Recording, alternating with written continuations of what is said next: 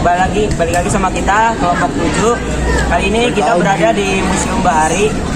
Nah, perkenalkan, nama saya Zara Fadila Lestari. Nama saya Tio Saga Saputra. Nama saya Dika Ramadhani. Nama saya Reza Putri. Ayo ikut Keseruan kita di Museum Bahari. Assalamualaikum warahmatullahi wabarakatuh. Perkenalkan, nama saya Agil Saka Saputra dari kelompok 7. Kali ini saya berada di Museum Bahari. Di sini di samping saya ada Kak siapa? Nama saya Kadita. Saya di sini sebagai edukator Museum Bahari atau biasanya orang awam menyebutnya sebagai guide. Dan di sini saya ingin menanyakan beberapa pertanyaan kepada kakak. Yang pertama, apa yang menjadi komoditas utama dalam kegiatan perdagangan ekonomi maritim di Nusantara? Kegiatan utama itu sebagai perdagangan rempah-rempah, karena dulu di sini ini sebelum adanya gudang dari rempah-rempahnya nih, dulu ini sebagai perjalanan tentang pedagang-pedagang yang ada di dunia nih. Dia sempat singgah dulu ke namanya Sunda Kelapa dulu, kota Jakarta. Nah, terus datanglah dari Belanda, yaitu diubahlah namanya menjadi kota Batavia. Dan di sini menjadi pusat dari perdagangannya rempah-rempah, karena ini dulunya bangunannya adalah sebagai dari gudangnya rempah-rempahnya VOC kayak gitu. Lalu untuk pertanyaan yang kedua, siapa sih yang melakukan kegiatan perdagangan komunitas rempah-rempah di Nusantara? Nah, siapa yang melakukan tugas perdagangan rempah-rempah itu dari Belanda sama Portugis. Tapi yang menggunakan si bangunan dari Museum Bahari ini adalah dari Belanda. Dan biasanya itu yang beli itu adalah orang-orang kayak Eropa lainnya, seperti dari Italia, Inggris, kayak gitu. Terus juga dari Turki pun datang sini, pokoknya bangsa-bangsa lain pun datang ke sini, kayak Cina juga, China. Tapi China-nya sendiri pun menjual dagangannya, yaitu tekstil atau bahan-bahan. Dan juga ada dari India, mereka itu kalau India juga tekstil, terus kalau yang China tuh selain tekstil dia juga keramik seperti Gucci kayak gitu. Jadi barter mereka. Lalu untuk pertanyaan yang ketiga, kapan perdagangan rempah-rempah dimulai berkembang di Nusantara?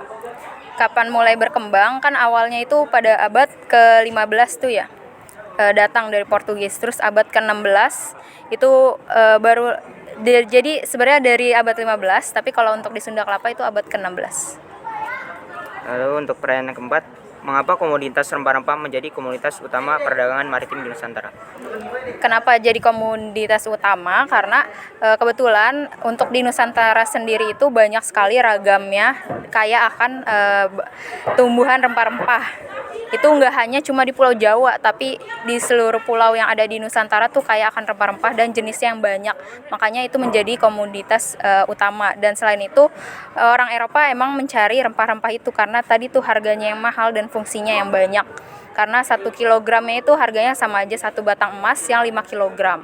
Sementara untuk fungsinya itu juga banyak, selain bumbu dapur, dia juga sebagai obat tradisional dan juga sebagai campuran dari ramuan parfum. Kan kalau parfum tuh harganya memang mahal ya, makanya dia itu menjadi harga yang mahal karena itu.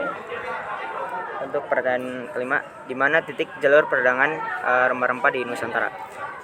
Titik jalur perdagangannya itu dia ada di Maluku, itu di daerah Banda Neira, terus juga ada di Samudra Pasai, itu di Aceh, dan juga di sini nih Sunda Kelapa atau Batavia pas zaman Belandanya. Lalu untuk pertanyaan terakhir, bagaimana proses terjadinya perdagangan komoditas rempah-rempah di Nusantara?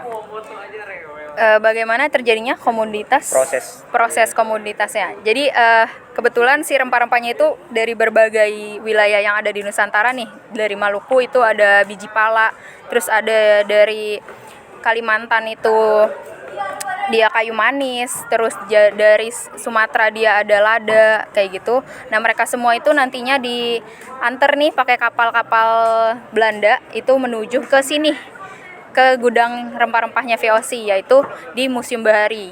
Nah, ini kan panjang nih. Nah, itu dari seluruh pulau-pulau yang ada di Nusantara. Nah, dari sini nantinya itu, ini kan ada 3 lantai ya. Lantai 3-nya itu nantinya dikeringkan hingga kering agar dia tidak mudah busuk. Setelah kering nantinya di lantai 2 itu dia dikarung-karungkan. Nah, selain dikarung-karungkan, nanti baru tuh bangsa lain datang ke sini ke lantai 2 untuk memilih dan untuk membeli. Nantinya baru diturunkan ke lantai 1 dan mereka biasanya parkir kapal-kapalnya itu di depan di sungainya itu, di kanal Kali Besar namanya. Sudah itu pertanyaan dari kelompok kami. Terima kasih Kak sudah menjawab pertanyaan dari kelompok kami ya. Saya Gilza Kasaputra mengundurkan diri. Wassalamualaikum warahmatullahi wabarakatuh. Waalaikumsalam warahmatullahi wabarakatuh.